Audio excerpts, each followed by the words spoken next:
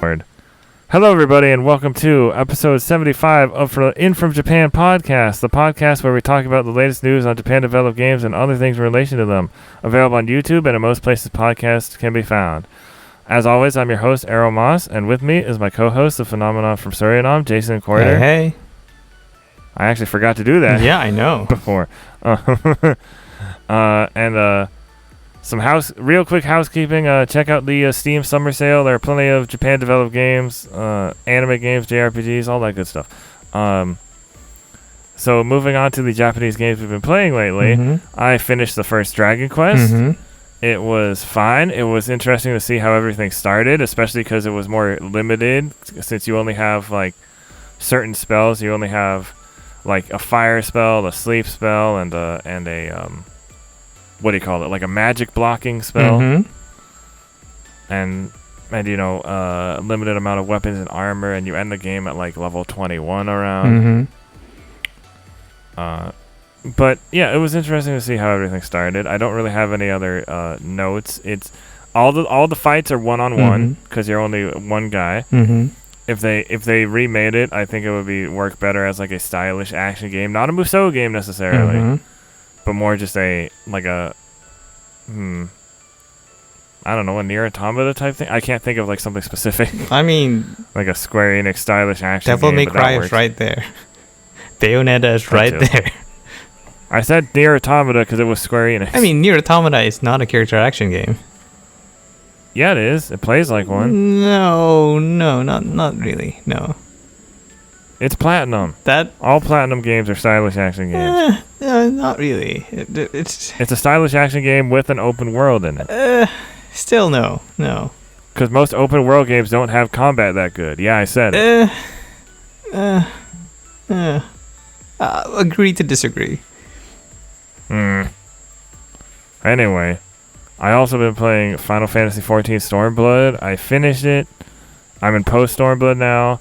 It was funny what happened because we were fighting against this big dragon called Shinryu, and I was fighting with I was fighting alongside my friends who they had done it, but they had done it like a couple days prior, so they didn't really remember that much. So the whole party got knocked off the platform except me. So I was by myself fighting this huge dragon for a good 30 seconds. It was pretty funny. Okay.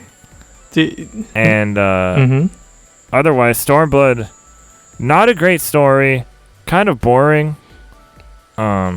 Characters kind of seem to just not be themselves, and which I hear is fixed in Shadowbringers. Yeah, I mean that was the main criticism from most of the community when it came to Stormblood, that it kind of meanders a lot. But from what I hear, the story really picks up in the post game or in the patch quest after the main story quest. It has a little bit, but not that much. Well, you are hard to please.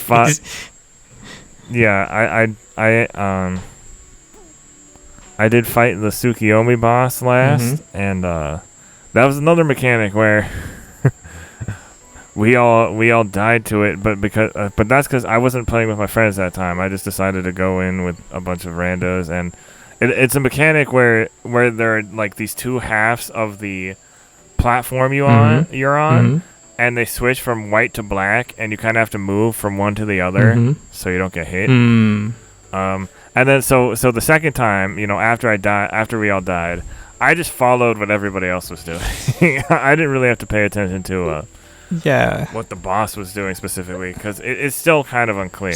But we got through it. Sometimes you are lucky and the fights are very straightforward. Other times it's a mechanic heavy dungeon, and the party leader is always asking you, don't you know what you're supposed to be doing here?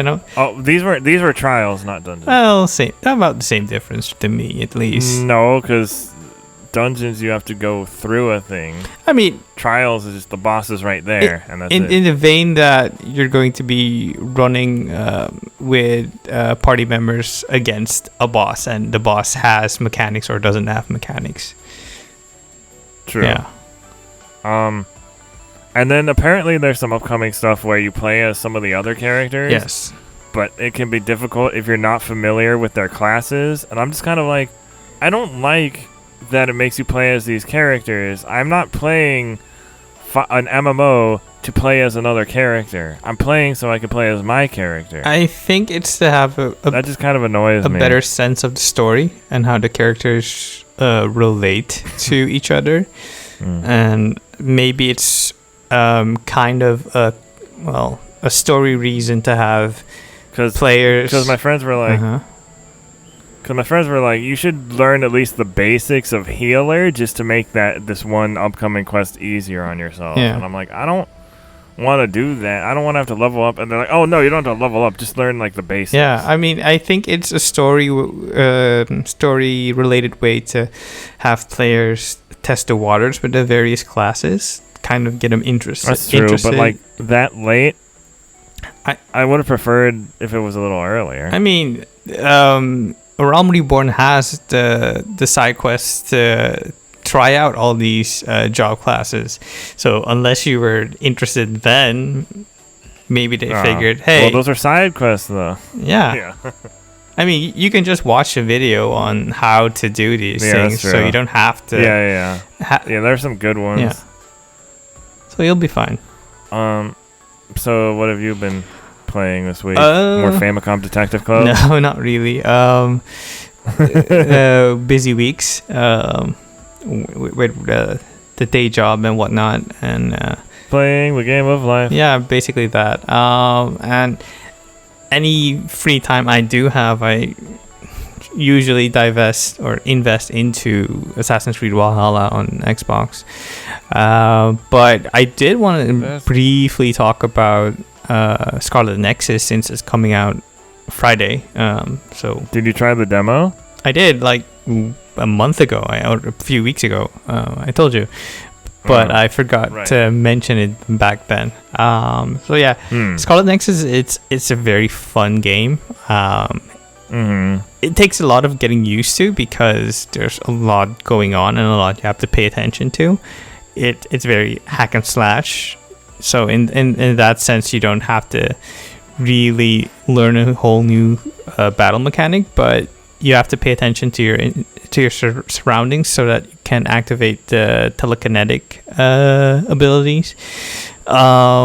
It's a very fun time.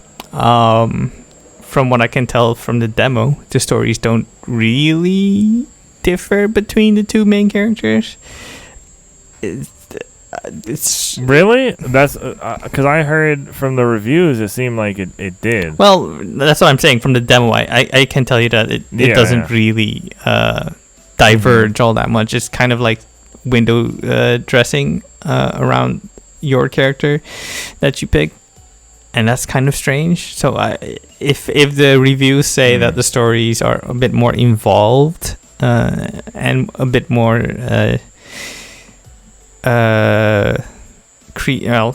if they have more to do with the character you chose at the beginning, then great. Yeah. But the demo did not inspire me with confidence. And also, like you said, when you played the demo, the story is presented in a very slideshow-esque visual novel style. Yeah. And I was thinking, okay, you have the anime, why not use those assets? And then they use it, but like at a random, I'm like, wait, why are you switching now? It could be that development was impacted due to COVID, that they couldn't secure a soundstage to record mocap. So that could be the reason. I have a friend actually playing it right now because it came out on PC a little early, and he said that it was like the combat felt a little too simple to him. Which I kind of get. It's because the skill trees aren't that extensive. It's supposed to be accessible. It's not supposed to be as that's what I figure. It doesn't bother me as much. It's not supposed to be as combo heavy as Bayonetta or Devil May Cry, or as deliberate as a Soulsborne. So It's the code vein of stylish action games. I mean, it's. We're not starting that. It's being developed or has been developed by a lot of the Code Vein and God Eater teams. So, I mean, the DNA is right there. So, you'll definitely see it.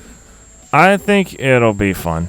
Yeah, from everything I've read and seen, it's a very fun time, and it's not the deepest game ever, but you'll enjoy your time in it. Yeah. So moving on to the In From Japan J-List, where we talk about recent video game related entertainment news. Godzilla Singular Point anime series is out now on Netflix. Go watch it. And next, Funimation announces Robotech streaming and home video launch. This is interesting because Robotech and Macross have had a weird rights thing for like a long time. Mm-hmm. So this is by Humberto Saavedra for Funimation. Oh no, for Crunchyroll. Funimation has formally announced release details on its previous acquisition of the Robotech franchise, first announced all the way back in 2019. The release will consist of the original Robotech series and a brand new HD transfer on home video and streaming, as well as streaming releases of the continuation series. In addition, the media launch also includes the release of long-sought art books that were previously announced but were not released until now. According to Funimation, the Robotech Collector's Edition box set will feature a will include a brand new HD transfer of the original series that preserves the film grain of the original elements, as well as a dual pack of Robotech action figures, including a variant of Roy Fokker's transforming Robotech VF1S and Roy Fokker. They spelled Roy Fokker differently each time. I have no idea. In pilot uniform, along with 4 military-style 3-inch patches, if you happen to be into patching jackets. Standard edition home video releases are also planned for Robotech The Macross Saga on September 28th, followed by The Masters on November 16th, and The New Generation on December 14th. In terms of streaming availability, Robotech the series will stream in English dub format and will be the remastered version along with Robotech 2 The Sentinels and Robotech The Shadow Chronicles in standard definition beginning this fall. Further details were also confirmed regarding the availability of the Robotech Visual Archive series of art books, which will be published by Udon Entertainment later this year, along with the future launch of licensed apparel through multiple retailers such as Hot Topic and specialist anime apparel retailer Atsuko. Finally, Funimation also confirmed that the remastered version of Robotech Macross Saga video game that was originally released for the Game Boy Advance nearly 20 years ago is now available for the Nintendo Switch. Oh yeah, I remember that like stealth releasing a couple weeks ago. It's an upgraded HD port of the original game. Yeah, I'm excited to try Robotech since I was here about it. I was just about to ask you, do you have any familiarity with the Robotech series? I've seen the robot. That's about it. I mean, it's a robot that can turn into a plane. It's a very American version of an anime show. Since it's a combination of 3 existing properties into one, just so they can get that syndication possibility for broadcast. Yeah. But yeah, I have no experience with Robotech, so I couldn't really speak on it. I've been watching Gundam Wing lately, and the action is good. Everything else is not. Gundam Wing has a lot of nostalgia for 90s kids, but because we like the big robots fighting, but I guarantee you these kids weren't paying attention to the dialogue or the plot. Yeah, the story quality is not up to par when compared to more beloved entries in the franchise. Honestly, I think as ridiculous and stereotypical as it is, I think G Gundam has better writing in terms of characters. I mean, the first episode put me to sleep, so I wouldn't. The first episode of G Gundam put you to sleep. Yeah. In my defense, I was very tired that day. Okay, ladies and gentlemen, we're canceling all of the In From Japan podcast for the foreseeable future. Maybe you should watch the second episode. We'll see. because it gets ridiculous. Anyway, speaking of ridiculous, SSSS Dynazenon anime ends with tease for next Gridman universe. This is for Anime News Network by Alex Mateo. The 12th and final broadcast episode of Subaraya Production and Trigger's new SSSS Dynazenon anime project ended Saturday with a teaser card for the next Gridman universe and the words Gridman Cross Dynazenon. The SSSS Gridman anime was the previous anime in the Gridman universe. They also, Tokusatsu Studio Subaraya Productions is producing a live-action video series titled Grid Night Fight for the Blu-ray disc and DVD home video releases of SSSS Dynazenon, with one episode for each of the 4 home video volumes. The home video volumes of SSSS Dynazenon ship on June 16th, July 21st, September 15th, and October 20th, respectively, and that's in Japan. We'll probably get the full thing later. It took us a long time to get Gridman. Not that long, if I remember correctly. Longer than you would think, because it aired in 2018, and I want to say we didn't get... I want to say it didn't come out until like January 2020, but I might be wrong about that. It might have been 2019. Could be. Well, it's regularly sold out, so maybe wait on yeah, this I'm glad new I got it edition. when I did. Yeah, I haven't seen Dynazenon yet because it's Funimation exclusive, and I don't have that service, and I was waiting for all the episodes to come out anyway. So you're gonna like marathon through it all? Yeah, because there are only 12 episodes. Okay. Which is nice. But speaking of Subaraya, there's even more Subaraya news. We have Ultraman Day coming up. Celebrate Ultraman Day with a marathon and a movie premiere. This is by Kyle Anderson for Nerdist. 55 years is a long time for any pop culture thing. Okay, blah, blah, blah. Okay. I don't need to read the whole thing, but Tokusatsu will air a day-long Ultraman Day Ultrathon consisting of 19 episodes from across the 55-year history of the franchise. This all culminates in the U.S. streaming the premiere of fan-favorite movie Ultraman Zero: The Revenge of Belial, which is actually now on Blu-ray. Is it in the Ultraman Zero collection, which I picked up? Is it Belial or Belial? It's Belial. Okay. Because that's how they say it in Ultraman G. Because Belial is the name of a demon. Yeah, I know. Classic. But they pronounce it in Ultraman. They pronounce it as Belial. Oh, okay, gotcha. At least in the Japanese version. In addition to all those episodes in the movie, the Ultrathon will also see the premiere of In Search of an Ultraman: The Invasion from Another Space, a journey across time and space to save Earth from invasion.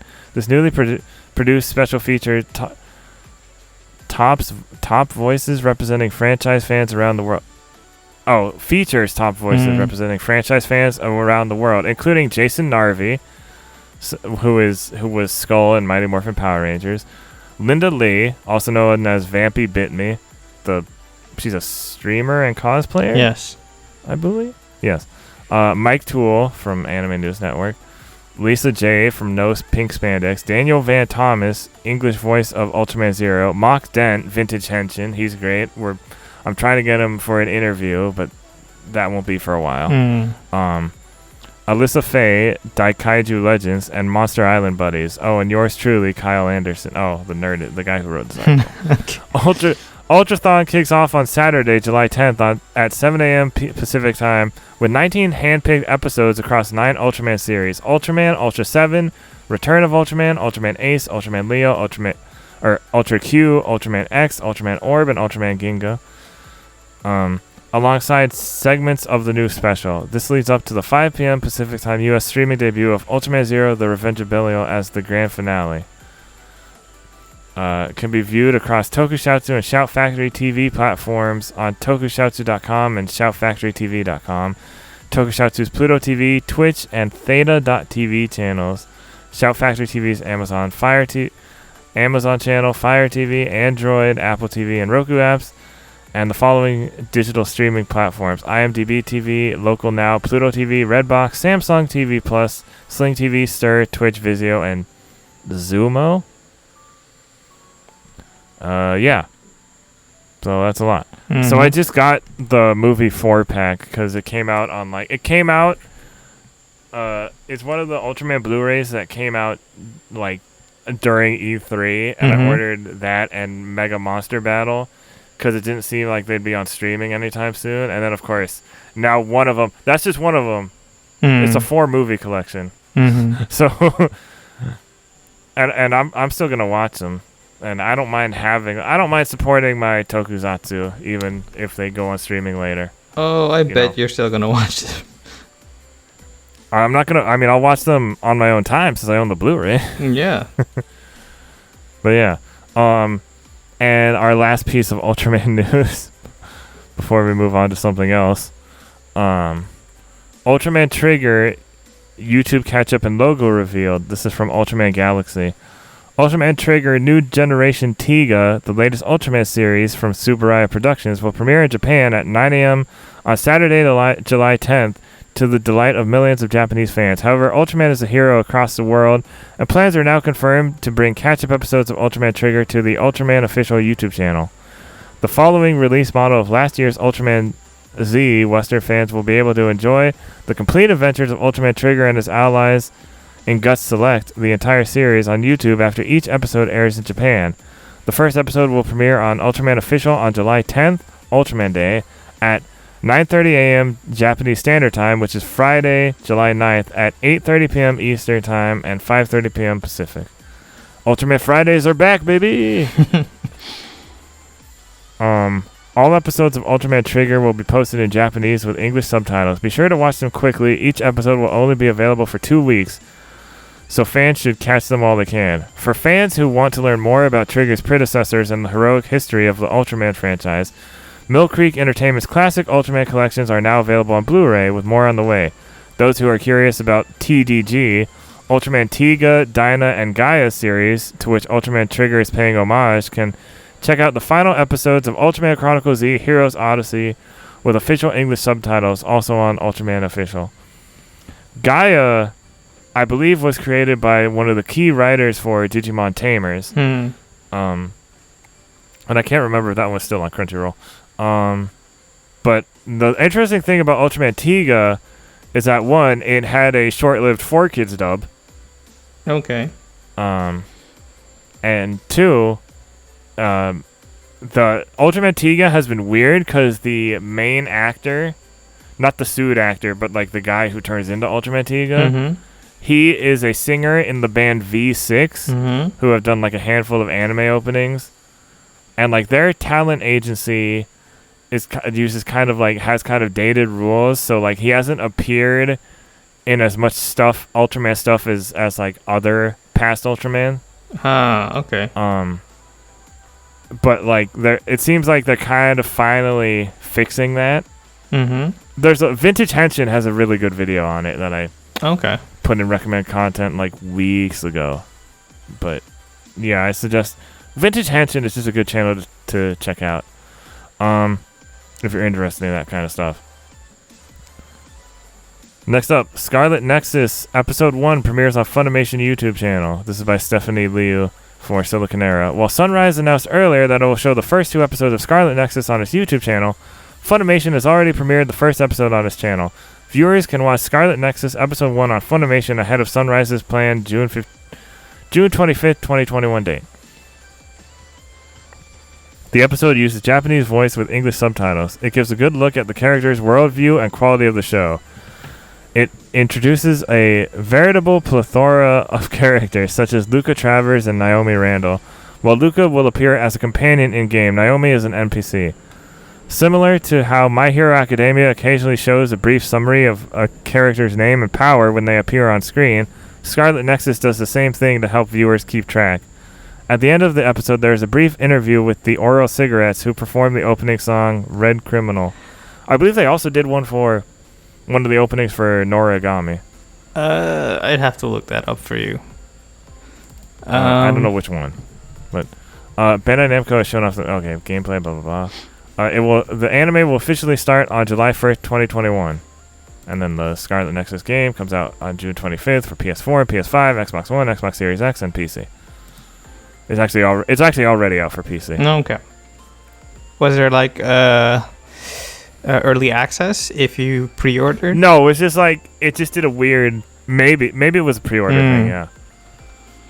I see here that the Oral Cigarettes did the theme song for the second season of Noragami. Yeah, that's what I thought. Yeah, I like that song. Next up on the J-list, Gundam franchise launches sustainability project. This is by Kim Morrissey for Anime News Network. Bandai Namco Group announced last Tuesday that it has launched a sustainability project, Gundam Universal Century Development Action. The project aims to address problems related to human population and the Earth's environment by platforming new ideas and technology. The project's first initiative is the Gunpla Recycle Project. It is a joint project between Bandai Namco Holdings, Bandai Spirits, Bandai Amusement, and Bandai Logipal. The companies aim to use cutting-edge chemical recycling technology to repurpose Gundam plastic models, otherwise known as Gunpla, into new builds. Around 190 facilities operated by Bandai Namco Amusement, starting with every Namco store in Japan, installed a recycling box from April 1st. The collected materials will be sent to the Bandai Hobby Center in Shizuoka, which handles Gunpla production. The project's second initiative is the Gundam Open Innovation Plan, which will gather ideas and technology with a sustainability theme. A lecture will be held in July, and entries will also open during the same period. Further details will be announced at a later date. Bandai Namco Group aims to attain a 35% reduction of carbon emissions by 2030 and net zero emissions by 2050. It aims to implement new energy savings and sustainable technologies across all of its amusement facilities, factories, office spaces, and other areas of operation. So that's good. We're using Gundams to build more Gundams. Well, if we don't, start taking the environment seriously. Yeah, no, I know. No, I know. We'll be heading into a Gundam scenario very soon. Just probably without the Gundams. I mean, they've built like a life-size version of it, just not functional. Yeah, but they don't move. Yeah. And last on the J list, and this was a kind of interesting story earlier this week.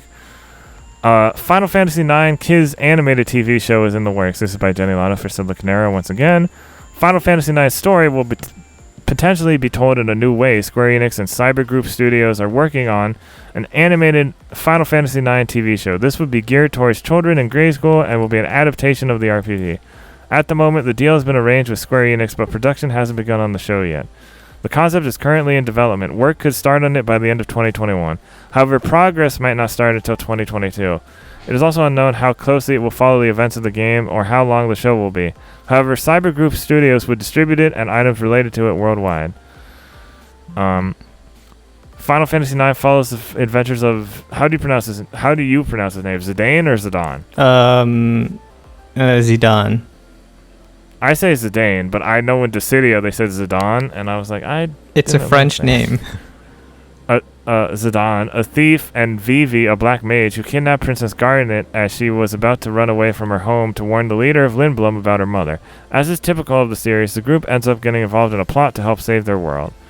It's in development. People can find the Final Fantasy IX game on Nintendo Switch, PlayStation, PlayStation 4, Xbox One, PC, and mobile devices. I have it on Switch, just need to get around to playing it. Love the art style. Of the game? Yes. Oh, okay.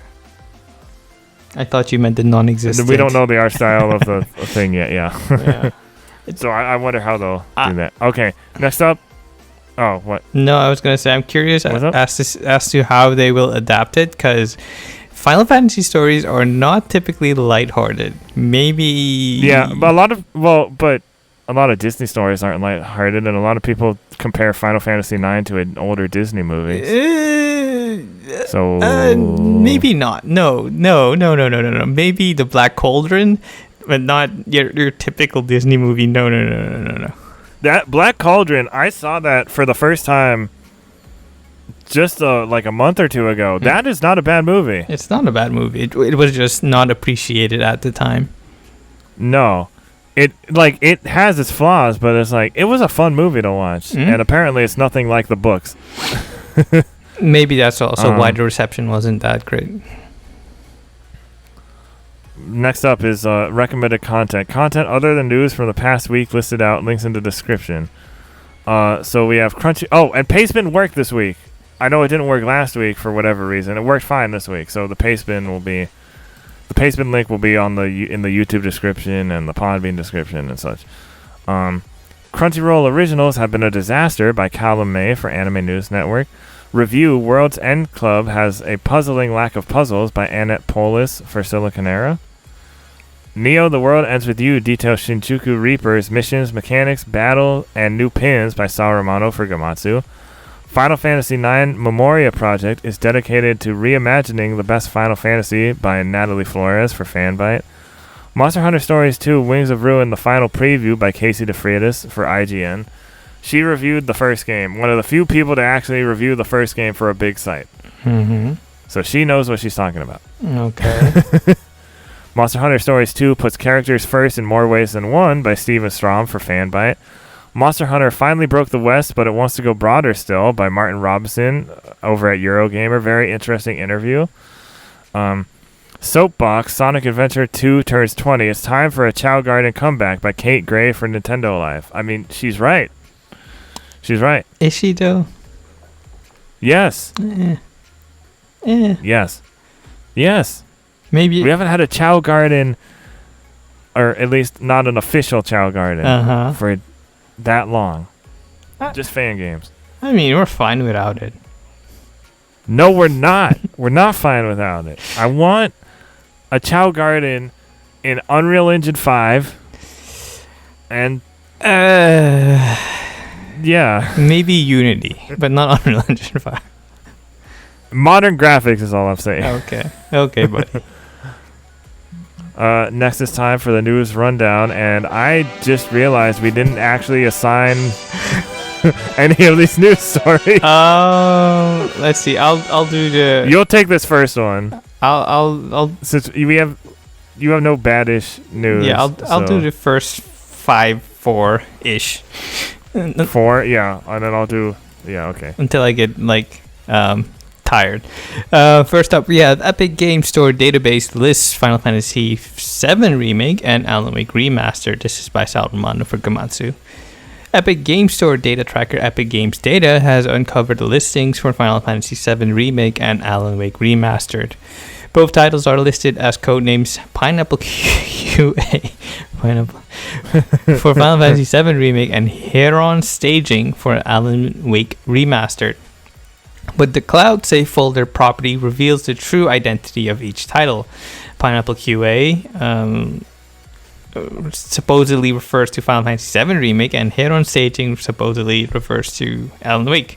You can see it in the article if you click on it. The final trailer for Final Fantasy VII Remake Integrate, the newly launched PlayStation 5 version of Final Fantasy VII Remake, revealed the game will only be available on PS5 for at least 6 months before it is available on any other format, meaning that a PC version could release as early as December 10th.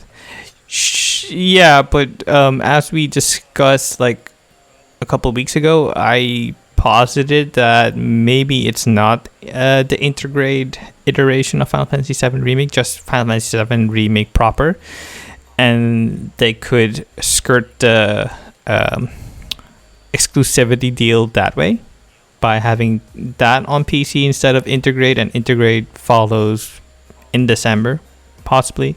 So maybe next month they'll have Final Fantasy VII Remake on Epic Game Store, and at the end of the year, beginning of next year, you'll have Integrate on PC.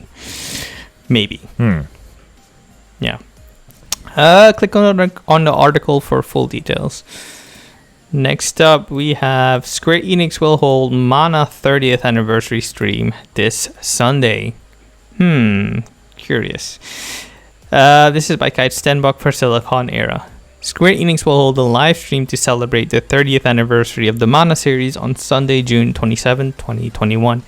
The stream is scheduled to run for 3 hours from 6 p.m. to 9 p.m. Japan Standard Time, or 5 a.m. to 8 a.m. Eastern Time. Shout out to GameWatch. Masaru Oyamada, the current producer of the Mana series, will appear on the stream. Japanese comedian Susumu Imadachi from the electronic comic duo will host the event. In addition, the original creator of the series, Koichi Ishii, will make a voice-only appearance. Okay. The stream will cover both the past and future of the Mana series. It will start by going through the series' history from Final Fantasy Adventure to the latest remaster of Legend of Mana, which would have been already released by the stream. Well, by the date of the stream. The participants will then deliver new information related to the future of the Mana series after its 30th anniversary. So keep an eye out. Maybe just wait a day after till you have the summary, because I don't know if you want to look at 3 hours of non-translated video. Yeah, I'd say wait until the translators get a hold of it. Yeah. Next up is Babylon's Fall interview reveals gameplay details, and it will have crossplay. This is by Kazuma Hashimoto for Siliconera. An interview with Platinum Games revealed more information regarding Babylon's Fall, including gameplay details. Additionally, the interview clarifies that crossplay will be available in Babylon's Fall. However, there are some stipulations to this regarding other cross-platform features, and this is thanks to Ryokutya 2089. It's probably a Twitter name. Yeah. In the interview, Babylon's Fall is described as a unique high fantasy setting that is not Western. However, that was not elaborated on in full. Additionally, a variety of environments in the Tower of Babylon. That copy doesn't make sense. Additionally, a variety of environments in the tower were showcased. This includes volcanoes and a vast range of snowy mountains. Babylon's Fall will feature crossplay, and the game will only be available to play online, however. And while crossplay is available, cross-platform saves will not be implemented. However, the interview goes into a fair amount of detail regarding how combat-related gameplay will function in Babylon's Fall. Players will have two types of attacks, light and heavy attacks. There will be a variety of weapons such as swords, hammers, rods, shields, and bows. Information regarding more weapon types will arrive at a later date. Additionally, no player versus player modes will appear in Babylon's Fall. So I find this curious where they say, what is it? A high fantasy setting that is not Western. If it walks like a duck, quacks like a duck, it's probably a duck. And from everything I've seen, it's very much a Western high fantasy setting. So yeah. Okay. I guess we'll see. Yeah. Okay. Good that it's crossplay though. Yeah, there is that. There's that. Next up, we have Forspoken video shows off new graphics tech and a little more gameplay. This is by Connor Sheridan for Games Radar. A new Forspoken AMD FSR trailer demonstrates how the game will put AMD's new performance-enhancing graphics tech to use, and it also includes some extended gameplay snippets from previously featured scenes.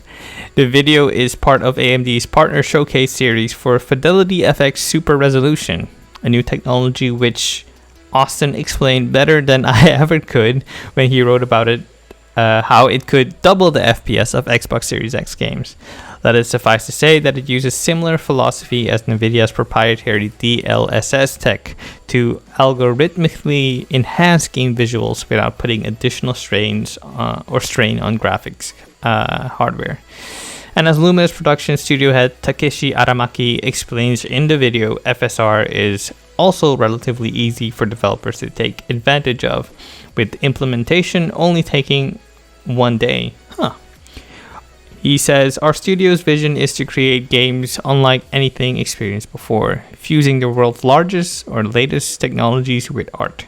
Aramaki explains in the video, implementing cutting-edge AMD technology in the development of Forspoken is an embodiment of that philosophy. With Forspoken, we are aiming to achieve the highest quality visuals ever seen in an open-world game. Okay. Aramaki says implementing FSR in Forspoken has allowed for a significant performance boost when running the game at 4K and 60 frames per second. I believe AMD's GPU open philosophy is raising the entire gaming industry technical standards, which in turn benefits all players. We can't wait for players to get their hands on Forspoken and experience the next-gen graphics that were made possible by FSR. Okay, that was a lot.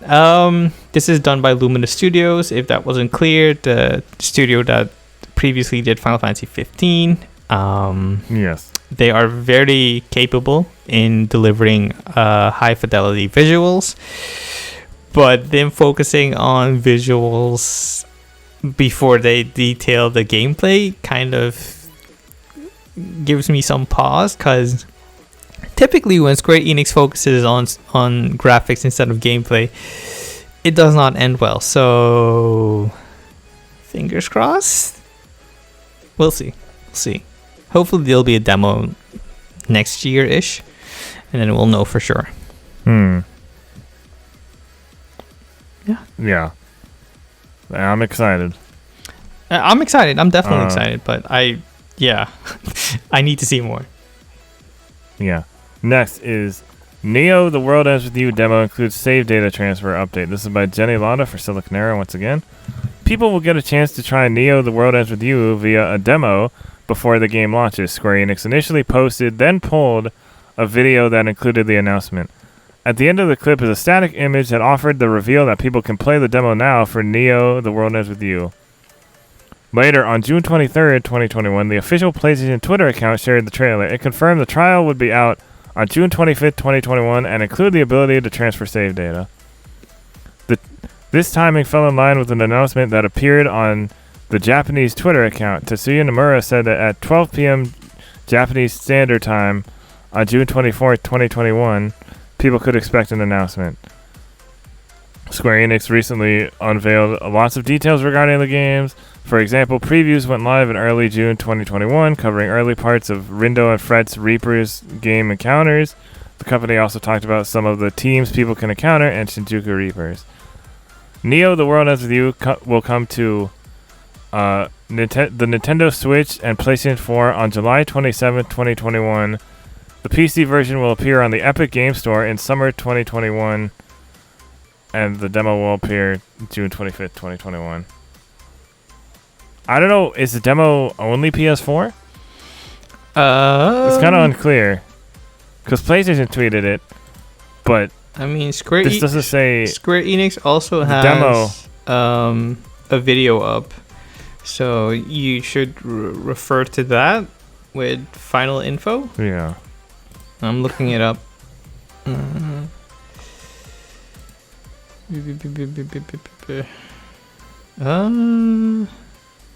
Okay. What is it saying? Demo available June 25th. Switch, PS4. So I'm guessing all platforms. Yeah. Yeah. Let's hope so. Next is Breath of Fire will return in a Teppen deck. Okay. That's one way of doing a re-emergence. This is by Jenny Lada for Siliconera once again. Gung Ho and Capcom announced that the next Teppen deck will revive the Breath of Fire series. The new card set is named Dragons of War, with people from Breath of Fire, Monster Hunter Riders, and Mega Man X appearing in it. While exact cards haven't been revealed yet, a number of the characters who will show up were shown in official art and a relationship chart. More will come up at 12 p.m. Pacific Time, 3 p.m. Eastern on June 25th, 2021 during Teppen Headline 8. There's a piece of art confirming that Gar, Nina, Ryu, and Dace will appear representing Breath of Fire in this Teppen set. Next, here's the Monster Hunter Riders art confirming Frederica, Mary, and Layla will all be there. Here's the Teppens. There's a relationship chart. Finally, there's a trailer introducing you to the set. As a reminder, the last Teppen edition was Ace vs. the People. That set added Ace Attorney cards to the game. Teppen is available for mobile devices, and the Dragon of War, Breath of Fire, and Monster Hunter Riders set will be discussed on June 25th, 2021. So, at least it's something. I guess. One day we'll have our chance, people. The dozens of us. Next is Nintendo reassures us that Bayonetta 3 still exists despite E3 no-show. Not only does it exist, but it's progressing well. This is by Ryan Craddock for Nintendo Life. Stop us if you've heard this one before, but Bayonetta 3 still exists and is progressing well despite not appearing at this year's E3, Nintendo says. Since its initial reveal back in 2017, we haven't seen or heard a single peep about Bayonetta 3 other than Hideki Kamiya's reassurances that everything is going well behind the scenes. Of course, Kamiya has since told fans that they should forget about the game so that any future news will be a nice surprise. And this week grew frustrated at them for showing concern over the project, despite seemingly teasing the game's appearance at E3 and then failing to show anything. It perhaps makes sense, then, that it's over to Nintendo to give us the truth about what's really going on. In a video interview with GameSpot, Nintendo of America's senior product marketing manager, Bill... Is it Trinan or Trinan? Trinan and Senior Director of Localization Nate Bildorf were asked about the game's E3 no-show. Where is Bayonetta 3? Does it still exist? We're dying out here. Did Tamor ask this? Yeah, Are you going he to did. show it to us again? What's the deal here? It definitely still exists. I can confirm it, says Bildorf. Trinan says, I will even go one further and say not only does it exist, but it's progressing well. We like to show things whenever we're ready to show them. And certainly we like to show things when the developer's ready to show them. So we didn't have it at E3, but stay tuned. End of the year direct, maybe? So there we have it. A progressing well to sit comfortably alongside very well, very smoothly, fine, and very well statement that we've been given over the past few years. So we'll see.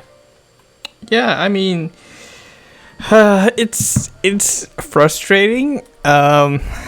It has to be frustrating as a developer when you are working hard on something, and if it's not ready to show, people start speculating that, oh, it's dead, it's in trouble, or it's never coming out, and it's like, I can't show you because of many reasons. Let me work in peace. He said, I remember, didn't he say, like, I can't show you because that's up to the publisher? Yeah, I said that last episode, if I'm not mistaken. He said, they being the developers and Nintendo the publisher, it's up to the publisher to decide when to show new information regarding the game. And I'm guessing it just doesn't fit in Nintendo's direct schedule as of yet. Maybe by the end of the year you'll see something, but if not, just let them do their thing. You have enough games to play and worry about. And I'm also reminded about how some people in the industry want announcements to be made earlier, like how they do it in the film industry. And I'm thinking, no, we're too spoiled for that. If you announce I think Bayonetta 3 was announced too early, probably. It's not announced too early. It's the thing is, with gaming, we kind of expect immediate gratification. And if it's not met, then we start getting antsy. And that's never a good combination. So do the Bethesda route. Announce the game when it's like 6 months away from release. Just don't do anything else. Next up, Castlevania Advanced Collection rated in Australia. This is by Oni Dino for Siliconera. An Australian rating has surfaced for Castlevania Advanced Collection. The government website for Australian Department of Infrastructure, Transport, Regional Development and Communications listed the video game as multi-platform. The website classified the rating on June 18, 2021. The government website confirms the applicant and publisher as Konami Digital Entertainment. In addition to Japanese and English language support, the listing rates the title with an M. Unfortunately, there aren't many more concrete details. Fans might recall the Castlevania games Circle of the Moon, Harmony of Dissonance, and Aria of Sorrow, all released on the Game Boy Advance from 2001 to 2003. I have a double pack. I forgot which ones it is, though. It's Circle of the Moon and Harmony of Dissonance. Yeah, I think so, because Aria of Sorrow is by itself. In recent years, Konami has released compilations of some of its legacy titles, such as Contra Anniversary Collection. In regards to its Dracula Slaying series, Konami put out a 2-pack of Rondo of Blood and Symphony of the Night on the PS4 titled Castlevania Requiem. Notably, Castlevania Anniversary Collection also launched in May 2019 on Switch, PS4, Xbox One, and PC. The compilation featured 8 entries in the series, from NES to Game Boy, Genesis, and SNES titles. If Castlevania Advanced Collection is similar to Konami's recent efforts, we could see the 3 Game Boy Advance games in a single release. The only thing I have to say is it took you long enough. Kept you waiting, huh? Too long. Too dang long. I need to play more of the Castlevania collection that I have. Maybe in October when I'm in the mood for it. Start with Symphony of the Night. I've tried Symphony of the Night. We've been over this. I like the older style Castlevania games. The collection I have is the older style. You are a rare breed. It also has Kid Dracula. You are a rare breed. Symphony of the Night is good. Okay, I might pick it up at some point, but I'm not into Metroidvania stuff. You are a rare breed. That's all I'll say. I'm not a rare breed. I have opinions. Anyway, next story. Lost Judgment replaces Yagami's pinball machine with a Sega Master System. This is by Stephanie Liu for Siliconera. According to an interview between Takuya Kimura and Toshihiro Nagoshi about the upcoming Lost Judgment game, players will no longer be able to play pinball in Yagami's office. Instead, a Sega Master System sits where the pinball machine once stood. Retro games such as Doki Doki Penguin Land, I don't know what that is, but I definitely want to play it now, are available to play in-game, and players can unlock more as they continue with the story. This is not the first time that the Yakuza and Judgment series have included retro games from Sega's past. For example, in the first Judgment game, players could go to various Club Sega arcades to pass the time with classics such as Puyo Puyo and Fantasy Zone. The interview also included interesting tidbits about Kimura's thoughts on the first game as well as how So Lost Judgment will release for PS4 worldwide for PS4, PS5, Xbox Series X, Xbox Series S, and Xbox One on September 24th, 2021. Look. Hold on. I need to look up something real quick. Has it been 20 years since...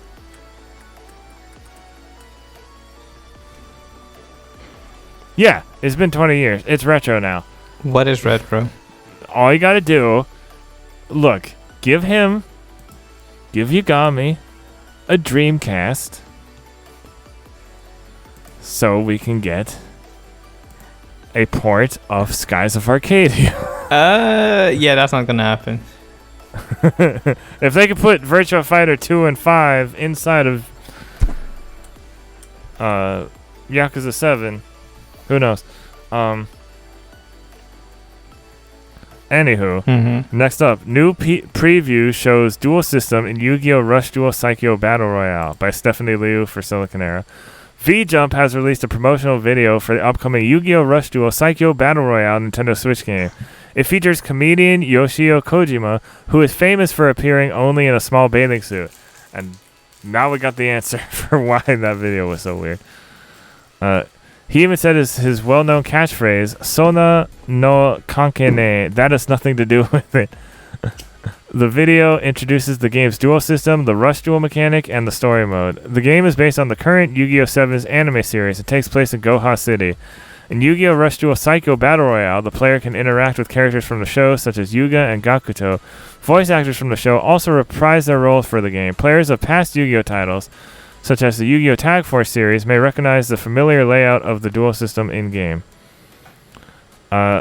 The difference between the Rush Duel mechanic and the more old-school rules is that players can normal summon or set as many monsters as they want so long as they are level 4. Monsters over level 5 still require tribute summoning. During the draw phase, players can draw until they have 5 cards in their hands. If they already have 5, then they draw 1 card as per usual. Also, you're limited to 3 monster zones, I believe. So we both saw this earlier this week. Yeah. And this is exactly what I was talking about when I said I wanted a world I could interact with in a Yu-Gi-Oh! Game again, like the Game Boy Advance ones. And this looks great. But I've seen people being like, oh, this is never going to come overseas. And I'm like, they're working on the dub right now. It might not have voice acting in the worldwide version, but it's going to come here eventually. I think Yu-Gi-Oh! Is like Konami's biggest selling thing. I think there's a good chance that it's coming to the West because isn't Shadowverse getting a Western release as well? The other card game for Switch. Shadowverse? Yeah, Shadowverse. And if Shadowverse can get a Western release, then surely Yu-Gi-Oh! Can get a Western release for Rush Duel. It's probably up to it might take a while because, it'll probably take a while, but I expect it to come out. That Switch game came out, and a lot of people loved that despite its issues. Yeah, I think it's likely. Yeah.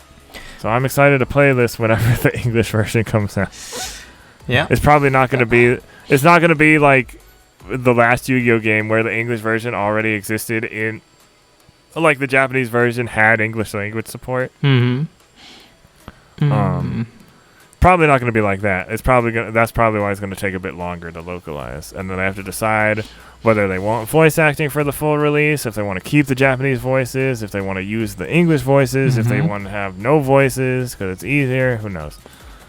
All right. But I'm excited either way to try this new Yu-Gi-Oh! Out. Next up, we have Shin Megami Tensei 5 gameplay trailer, Steelbook, and Fall of Man editions announced for the West. This is by Sal Romano for the Gematsu site. Atlus has released a new gameplay trailer for Shin Megami Tensei 5, as well as detailed the Steelbook and Fall of Man editions of the game, available now for pre-order for the West. You can click on article for the details, but the editions include Steelbook edition for $59.99. If you purchase any Shin Megami Tensei 5 from a physical retailer, you get an exclusive Steelbook while supplies last. And the Fall of Man Premium Edition includes a printed sling bag, a 6 by 11.5 inch inspired by the protagonist's school attire. I'm guessing that's like a poster. A steelbook, a demon handbook, a hardcover A5 size with 100 plus pages. Oh, that's the handbook. Oh, I mean, or I think, but the Demon Compendium? No, the dimensions, like the 6 by 11.5 inch is the sling bag. And 2 CD soundtrack disc and a collectible box. So was this the edition you were hoping the West would get? Yeah, I pre-ordered it, and I was lucky because pre-orders ran out fast. Yeah. I mean, scalpers gonna be scalping. As soon as I saw that Amazon link, I was like, okay, got it. Are you even a Shin Megami fan, or is it? I have 3. 5 looks really particularly good. Oh, okay. Who was it? I think it was Nadia Oxford or one of the podcasts I was listening to. But the UI elements from Shin Megami Tensei 5 were more or less lifted from Tokyo Mirage Sessions. Yeah. So that's interesting. I remember our friend Cameron saying that too. Yeah. I need to play that because I do have it. Maybe I'll play it before Shin Megami Tensei 5 comes out. If you're gonna play that, maybe try it on hard. Don't tell me what to do. Don't tell me how to live my life. I'm not telling you what to do. I'm gonna play it on the easiest difficulty. Oh no! Don't do that. Don't do that. You're gonna be so bored. I'm kidding. I'll see what happens. Next up, speaking of Shin Megami Tensei, SMT Liberation DX2 adds Sonic as a demon. This is by Denny Lada for Siliconera. People can add Sonic the Hedgehog as a demon in the mobile Shin Megami Tensei game SMT Liberation DX2. A Sonic Step-Up Summon banner is available in the game until July 7th, 2021. People who spend gems, the in-game currency, on it can get the 4-star unit.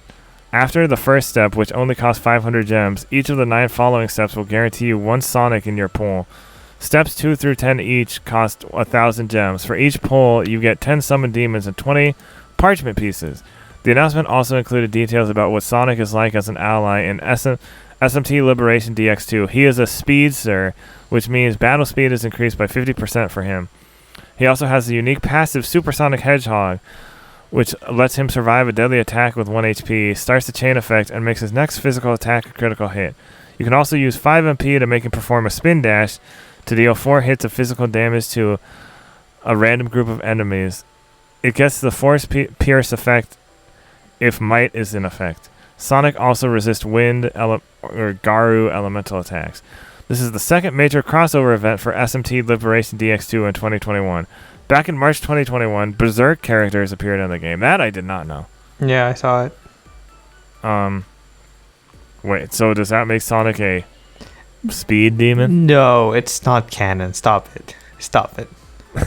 It's canon. No, it's not. He's a speed demon. Cease and desist. Cease and desist. Just cease. Kind of breaking news, but the Monster Hunter Stories demo is now available on the eShop if you're on a Japanese or Australian eShop. Yeah, right, that's true. I read about that. You can switch the text and voice language to English if you so choose. So I don't think the save data will transfer to the full game. Probably not, because it's different territories.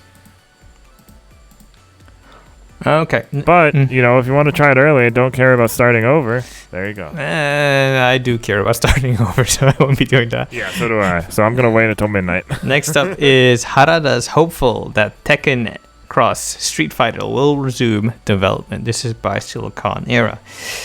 In the June 5th, 2021 Harada's Bar radio entry, some of the official English subtitles included a mistranslation. It suggested that the project died or perhaps wasn't viable.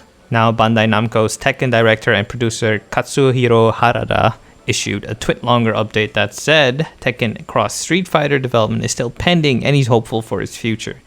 Here's Harada's full explanation, which went over how Tekken Cross Street Fighter hit the 30% point of development and is pending. He also mentioned his hopes that it will enter active development again. You can click on the article if you want to read for yourself. It's a bit lengthy, so I'll just be quick about it. First of all, at around 21 minutes and 25 seconds, he says "Ima tomete masu ya," which means it's pending state, similar to pause, and this is the same word we have been talking about before. So up to 30% of the development was in progress, but now it is still pending. This is still the status of the project. Next, we're talking about the artist collaboration starting at minute 22. This is a story about how we had a famous artist draw a certain illustration for us during the development of Tekken Cross Street Fighter. I say Okura iri ni natan dayona. I'm sorry, I'm butchering the Japanese, but in Japanese about this illustration collaboration.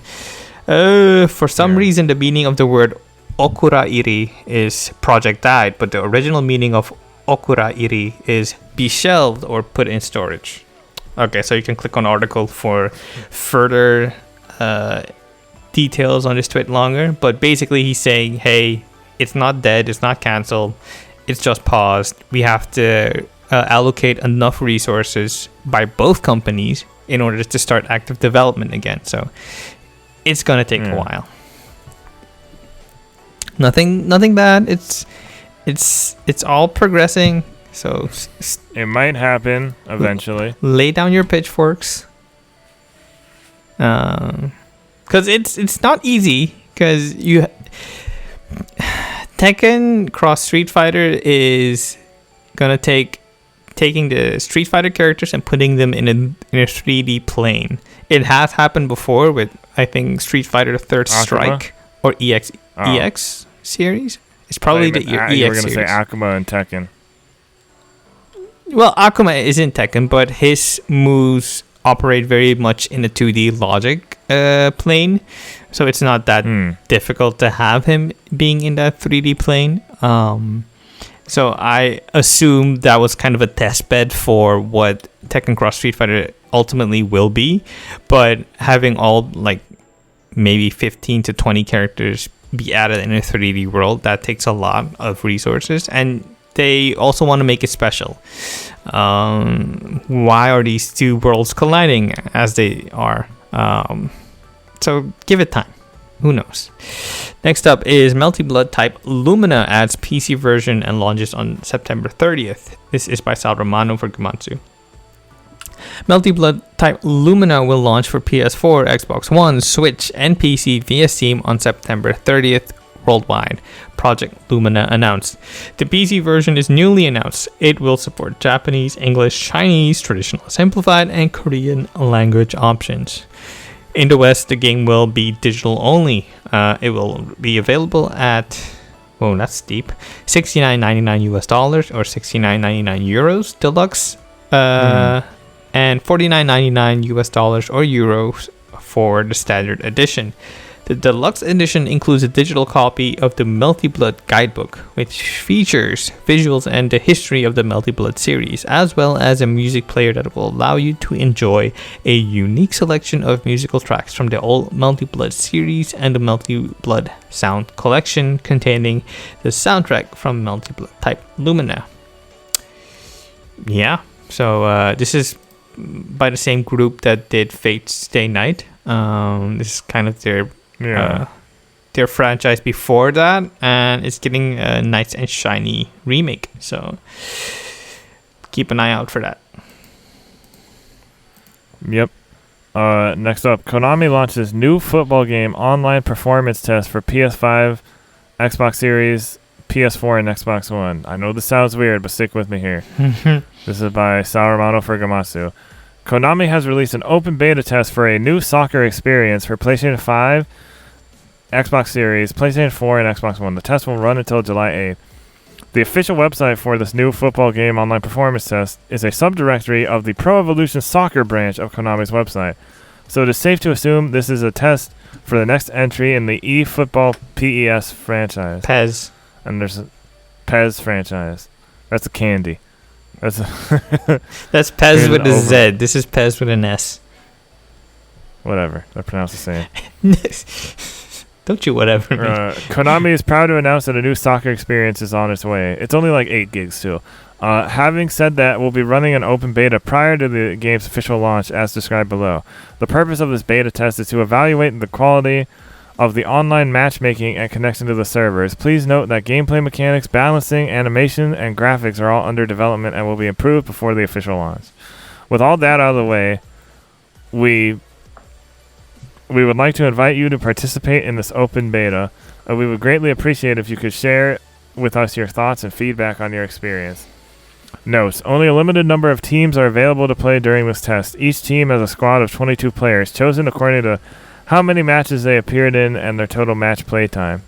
You do not need to subscribe to PlayStation Plus or Xbox Live Gold to participate in online multiplayer games for this test. Cross-generation play between PS4 and PS5 is available. Cross-gen multiplayer games between Xbox One, Xbox Series X, and Xbox Series S are available.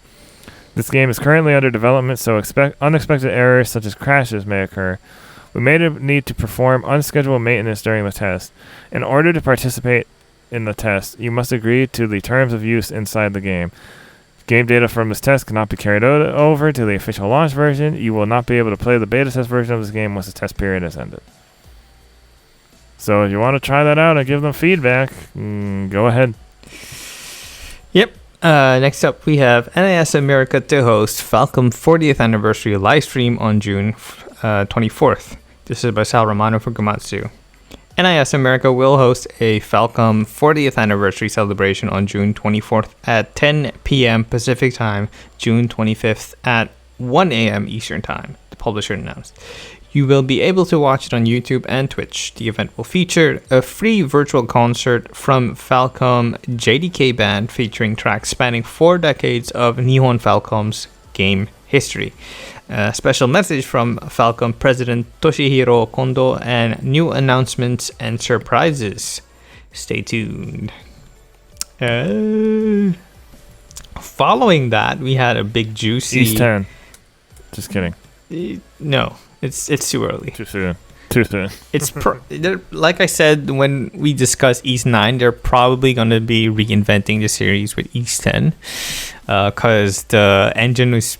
You think so? Was really getting long in the tooth, and they probably need a visual refresh. No, wasn't East 9 a new engine?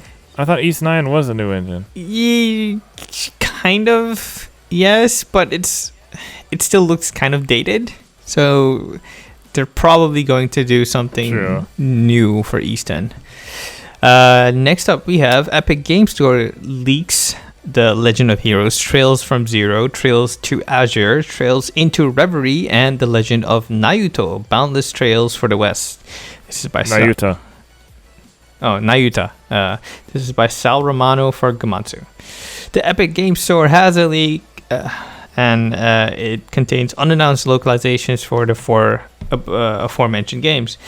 All developed by Falcom and published by NIS America. The 4 titles are likely set to be announced at NIS America hosted Falcom 40th anniversary celebration later today. Today? Oh, today's the 24th. So yeah, that tracks. You can click on the article for a breakdown of each game, but it's great news if this just happens to be true, because these have been heavily requested by fans for such a long time. So it's a great step. I'm happy. We're all happy. Cause for celebration. Next up we have Demon Slayer Kimetsu no Yaiba, the Hinokami Chronicles, coming west on October 15th. This is by Sal Romano for Gematsu. Sega will release CyberConnect 2 developed action game Demon Slayer Kimetsu no Yaiba, the Hinokami Chronicles for PS5, Xbox Series, PS4, Xbox One, and PC via Steam on October 15th. In the West, the publisher announced Demon Slayer Kimetsu no Yaiba, the Hinokami Chronicles will be available in $59.99 standard physical, that's US dollars, and digital editions, as well as $69.99 for the digital deluxe edition. You can click on the article for a full breakdown and a story trailer at a pretty sizable 3 minutes, I'd say. Surprisingly, Sega is publishing the game and not Bandai Namco, as I believed earlier. Interesting. Yeah, that's all for now.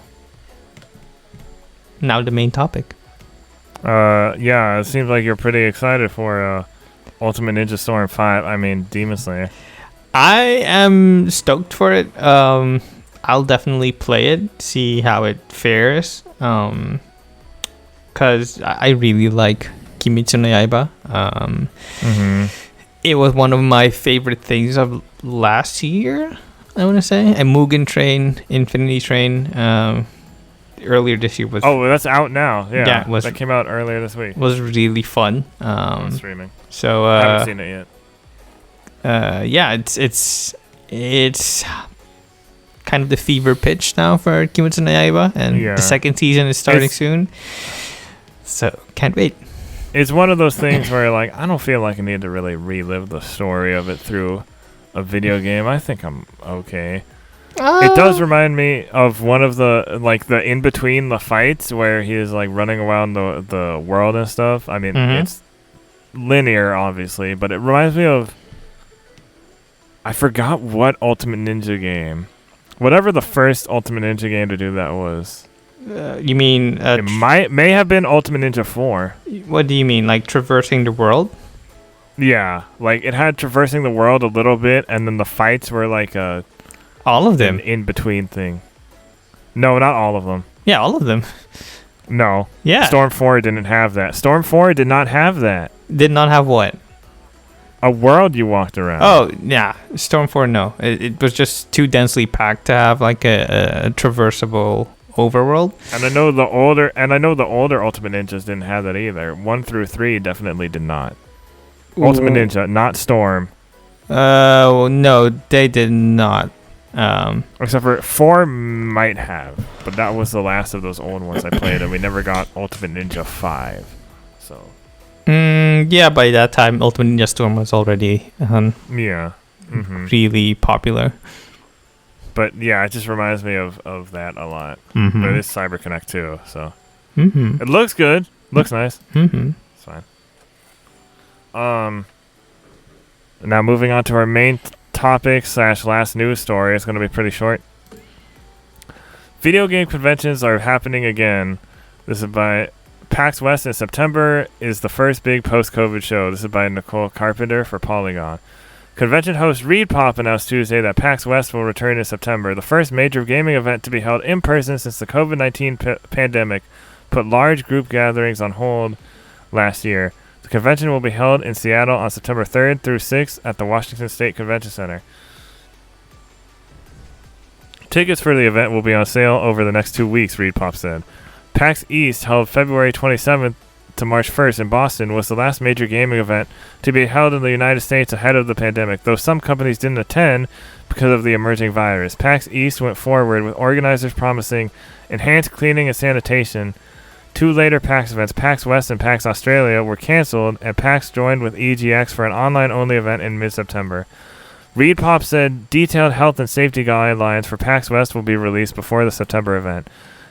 It's also got new information regarding PAX Online East 2021, the online-only event scheduled for July 15th through the 18th. Badges for both events are available online now, with 4-day passes for PAX West 2021 priced at $230. Badges for PAX Online East are optional at $15, but they do give attendees access to special events.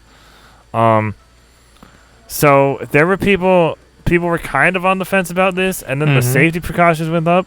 And although the health and safety precautions are face coverings are required, there's a temperature screening, increased sanitation and hygiene, reduced capacity, physical distancing, directional and distance markings. But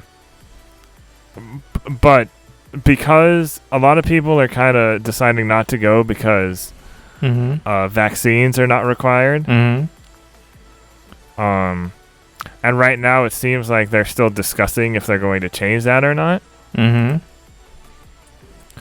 Like, I was thinking about going, but then now that so many people are dropping out because it doesn't have that requirement at the moment, I'm more likely not to go unless they change it. Well, you don't have to base it on if other people are going. If you, I just don't want to go and then like nobody's there, and then it's like, well,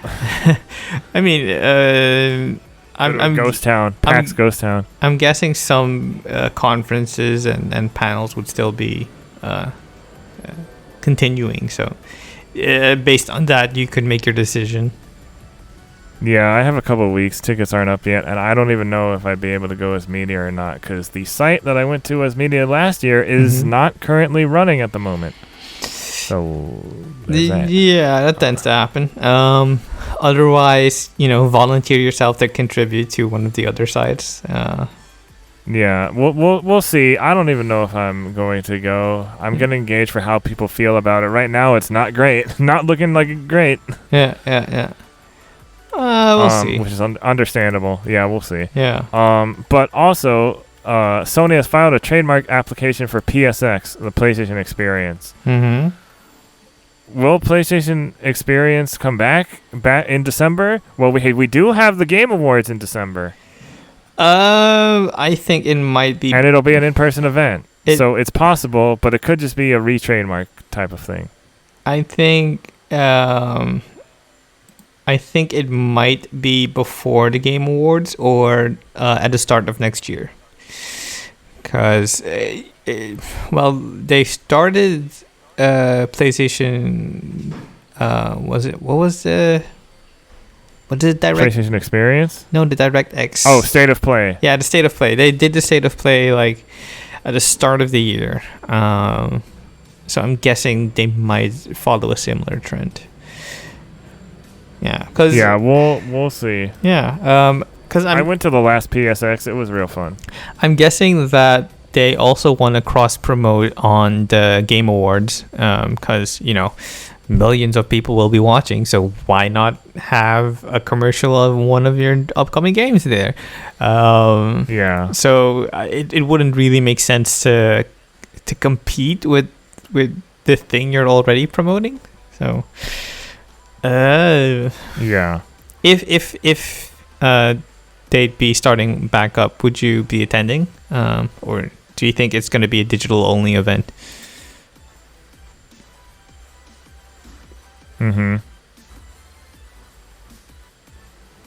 Wait, what did you say? Sorry. I asked if it's going to be a live event, are you going, or do you think it's going to be a digital event? By that time, so it's funny, because by that time, I think people will hopefully be a little more comfortable. Because I've seen people, like industry people, saying like, "Oh, Game Awards is going to be in person," and by that time, I'll totally go to that. And I'm like, Okay, but won't it be colder by that time and more people are likely to get sick? So like, it's not necessarily. Then again, PAX is known for the PAX pox. It's even pre-pandemic. So the temperature is not necessarily related to any of the. No, but it's like I'm just mean like it's around the same time that people start getting sick over the holidays and stuff. It's probably just the likelihood of being clustered together with a large group of people. Yeah, not necessarily. And we also don't know what the Game Awards will look like in terms of safety measures. Yeah, that is true. Either. Yeah. So it'll be curious to see how stuff rolls out for the next, year or so. How conventions happen. Well, the rate of vaccination is steadily and it's increasing in the U.S. Yes, well, but globally in the world but it just really depends, and it's gonna be a while. The rollout isn't as smooth in every country as it should be or could be. It's also even the countries you would think would have smooth rollouts sometimes don't. It's also dependent on how much stock they have and storage facilities available and infrastructure in the country itself. And now you also have like the Delta variant coming up, and the scientists are going to have to consider if the available vaccines are up to snuff or if they do need to modify what they already have. So there's a lot of things to tackle before. Look, if I need a booster shot, just give me that booster shot. All right. I think it's going to be more. I want conventions coming back. I want people to be able to feel a bit safer again. I know that's going to take a while because people are having a difficult time trusting each other now. Which is understandable. I think it's going to be like maybe first half next year that you'll have some normalization, if I'm following the trends correctly. I wouldn't be surprised. Yeah, I feel like Game Awards could be like a preview of that, but Game Awards doesn't have as many people as like a PAX would, But also, I think Summer Games Fest, what Keeley hosted like 2 weeks ago, I think that's maybe the template he's going to be using for the Game Awards. If the numbers don't improve by that. I think that's what we're going to have to be looking forward to. Yeah, I guess we'll see. So we don't have any listener questions this week, which is fine. Do you have any questions for me? It's fine. What? Do you have you been watching any anime lately? So my Crunchyroll subscription expired. I'd have to use the free one, but before that expired, I have been watching To Your Eternity, and I highly recommend that. Hit you right in the feels. Yeah, be ready to cry. That's all I'm gonna say. I don't know if it's my kind of thing. Then again, after seeing Your Name, I was like, oh my god, I have feelings. It's not sadness for sadness sake. It's more an exploration of what it means to be human and how we process our world and emotions, but wrapped in a science fiction adventure setting. So that's all I can say. I don't want to spoil it. It's just so good to experience fresh.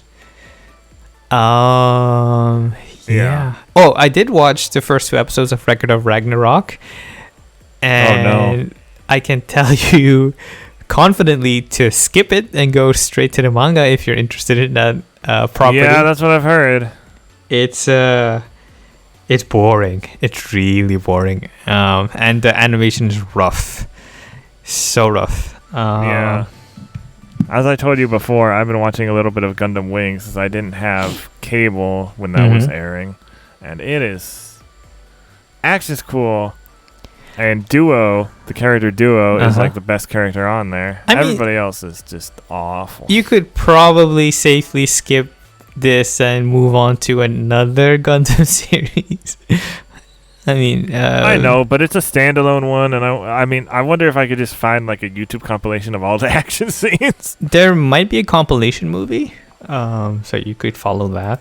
Well, I don't know if there's I know there's a movie. There's Endless Waltz, but that's not a compilation movie. That just takes place at the end of the series. But I don't know if there's. I'm looking it up. I'm looking it up. Meanwhile, Netflix does have the first 3 compilation movies. Right, I'm going to watch that with some friends for our movie nights in like a week or so. Oh, it says here the making of Gundam Wing was influenced by Mobile Fighter G Gundam.